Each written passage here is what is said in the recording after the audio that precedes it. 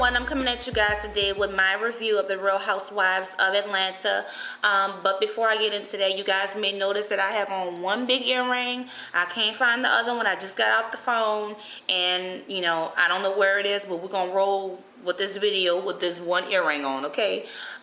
Basically what I'm gonna do is just talk about what really got my attention during this episode, because this episode was kind of boring, but there was some little, you know, drama going on here and there. So we're gonna talk about that right now. So first of all, let's talk about the bus scene, okay? Because it started off with this bus scene before they arrived at Kim's Big Papa's house, museum, or whatever that shit was.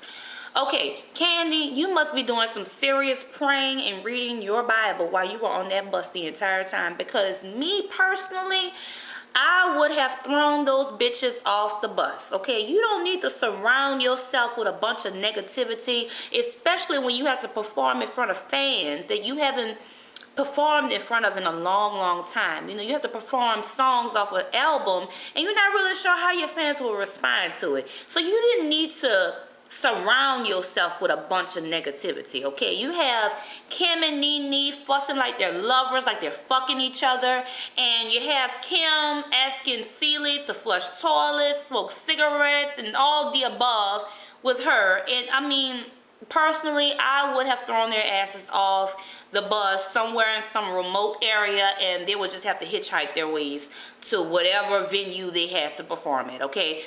Bottom line. Okay, that's what I would have done. But anyways, so they pull up to Kim's friend museum, estate, hotel, whatever that shit was. And right off the bat, they get off the bus, you know, Kim and Nene are fighting, fussing again. And I'm just like sick of it, because we've been going through this shit since season 1, okay? Kim, you pretty much deserve anything that's thrown at you from Nene, okay? Because you allowing this bitch to do this shit to you, okay?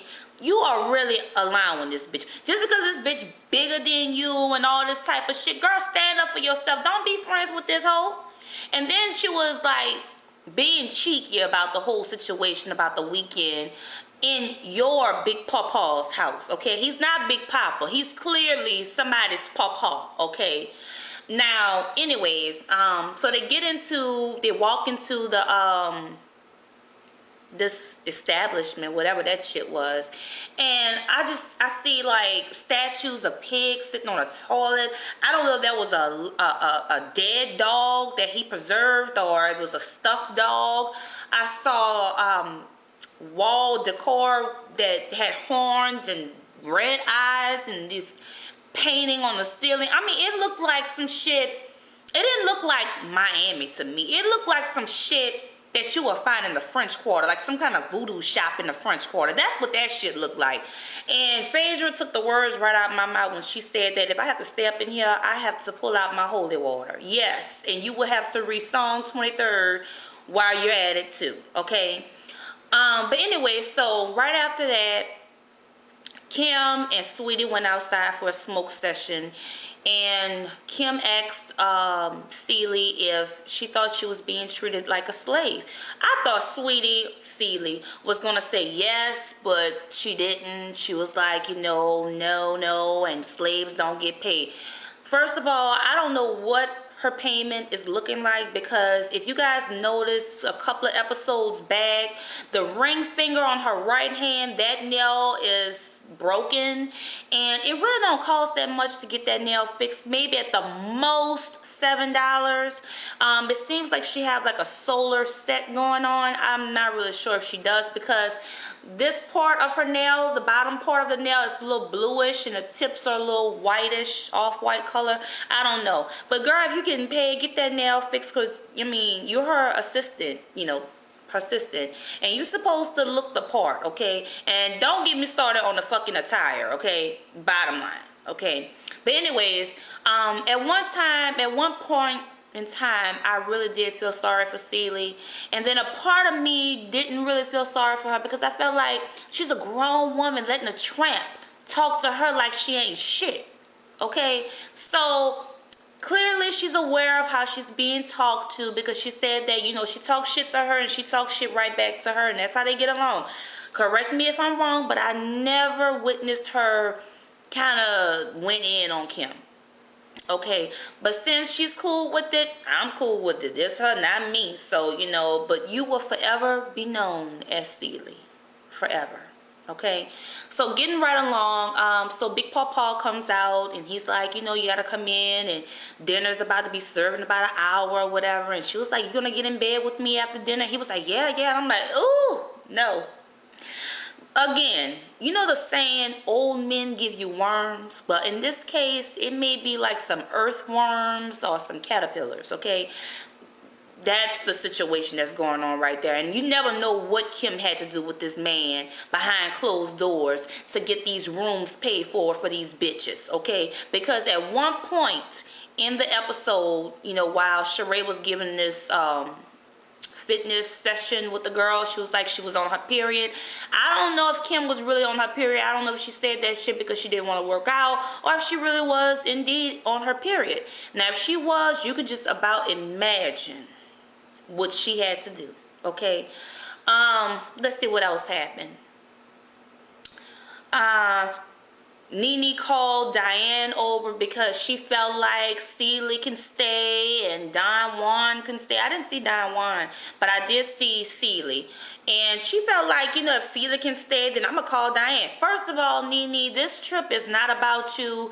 This is Kim's Big Pawpaw's establishment. And if she want to keep Celie there, then that's all on her and Big Pawpaw, okay? You know, you made this trip, like, about you when it was supposed to be Cynthia's weekend, you know, her bachelorette party or whatever. So I didn't really like the way Nene acted on this episode at all, okay? Diane sitting up there at the table getting all rowdy and shit. I'm like, girl, sit your ass down somewhere, okay? But anyway, so what else happened after that? I think Cynthia had her modeling show. We're gonna skip the performance scene with Kim and Candy. You know, they did their little thing or whatever. You know, Candy did her thing, and Kim basically sung along with the track. But you know, she had a good response from the fans out there, which was good for Kim. But yeah, so Cynthia had her runway show, and she really did look nice. And I didn't know Cynthia had a body like that. Okay, now my question is this: where was Peter? Okay, why didn't Peter attend his fiance, his soon-to-be wife's fashion show? Okay. But anyway, so after that, there were I think it was another day or maybe that same day, and maybe I'm, you know, going backwards with the shit, I don't know. But anyways, there was a part where Cynthia was at the table, and you know, Cynthia just looked like she was completely, clearly stressed out, okay? I mean, Cynthia looked like Skeletor, okay? Cynthia looked like she was beaten with a bag of nickels and punched at least 2 times in each eye with brass knuckles, okay? Cynthia, clearly you have some around the eye issues going on, and that's nothing for a tube or a paint pot of concealer can fix. That's nothing, okay? It's a 1-minute solution. Blend it out with your fingertips and maybe dust a little bit of setting powder on top of it if you want it to be natural. But girl, on national TV, you look like Skeletor, okay? All you were missing was the damn cape, the hood around your fucking head, okay? But yeah, but don't get me wrong, Cynthia is a very nice looking woman, but at that point in time, she looked like she was stressed, okay? Now, I don't know what's going on. I think it's a little bit more going on behind closed doors, you know, with this whole wedding thing or whatever, but she started crying. I mean, veins was popping out. I mean, snot and tears. This was like her soul was crying. That's what it looked like to me. You know, you ever heard somebody cry and it was just so hard they can't really get it out? That's when your soul is hurting, okay? Her soul is in pain right now. So she went to the bathroom and Cynthia, well, Nene rushed up behind her or whatever. And she just encouraging this girl to leave.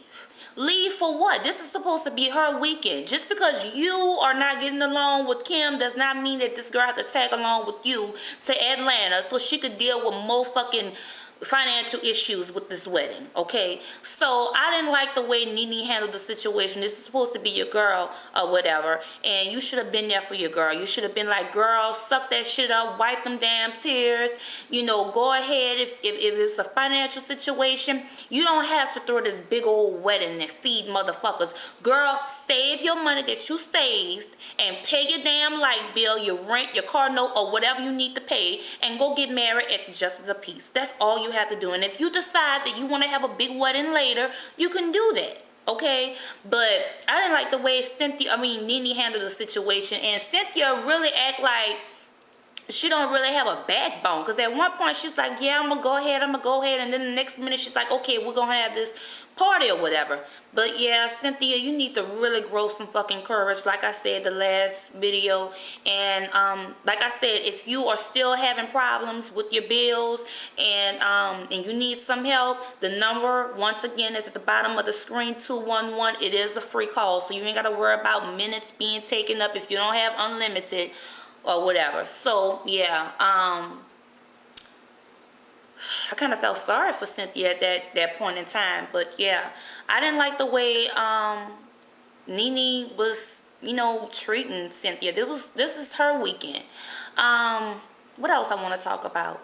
Oh yeah, Lawrence. I love Lawrence, and Lawrence looked fab as always. That's just my opinion. You guys may disagree with that or disagree with the shit I said already, but that's cool. But yeah, I wish Derek was there at that table so he could pull out a number 2 pencil and pull out a legal pad and take notes, because clearly Derek needs some fucking lessons on how to fucking work it, okay? Because like I said, that piece of fat growing out in the back of his head and these Daisy Dukes and cut off shorts is not cutting it. I'm tired of it. That's really all I really want to talk about on this episode. I can't wait till the next episode, because clearly, you know, Peter pulled out some money somewhere. I don't know. But anyways,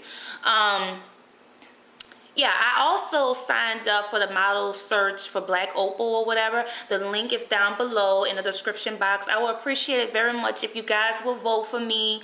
And you can vote once per day. So if you guys want to vote for me one time per day, that's cool. I really appreciate your support. And oh, I also have a link at the bottom of the screen. Well, not at the bottom of the screen, in the description box, my Twitter link. I usually use Twitter as, you know, for gossiping purposes only, but I'm about to get into the whole Twittering thing. So you guys can follow me on Twitter.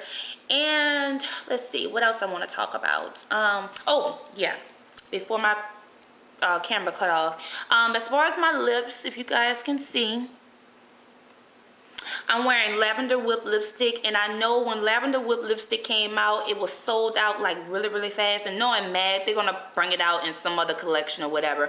But this is what it looked like. In case you guys wanted Lavender Whip lipstick, this is what it looks like. It's a really beautiful lavender color, and I really love it. This is like my favorite lipstick by MAC. One of my favorites by MAC. So if you couldn't buy that or couldn't get your hands on it at that point in time, Revlon has this lip gloss, and it's a new shade. It is called Lilac number 200, and this is what it looks like. And I actually wore this on top of Lavender Whip today, and this is what it looks like. And I actually wore it by itself once before, and it's really pigmented. So I think it's like about $7.99 or something like that. But if you go at CVS Pharmacy, it's a little bit cheaper. So if you guys are interested in this, you know, go pick it up at CVS Pharmacy if you don't have Lavender Whip already. So until the next video, bye.